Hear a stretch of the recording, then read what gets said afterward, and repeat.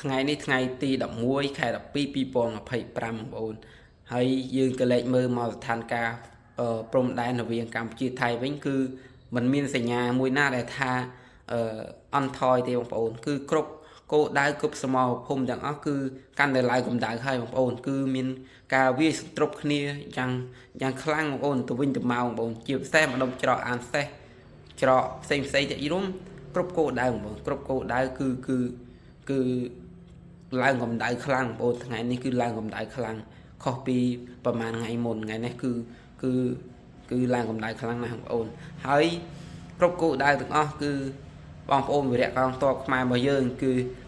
គ្រប់គ្រងស្ថានភាពបានយ៉ាងល្អឈរជើងបានយ៉ាងរឹងមាំបងប្អូនហើយសំខាន់ការប្រយុទ្ធគ្នាលើកនេះគឺយើងមានប្រៀបជាបងប្អូនដោយសារតែយើង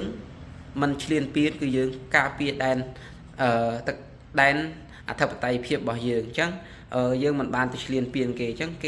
គេសម្រុកមកគឺ C BM21 របស់យើងរហូត BM21 យើងស្រោចតែម្ដងបងប្អូនដល់ថ្នាក់កងទ័ពថៃខ្លាចជីជាច្រើនហើយជីជាច្រើននៅលើទឹកដីប្រទេសកម្ពុជារបស់យើងហើយនេះ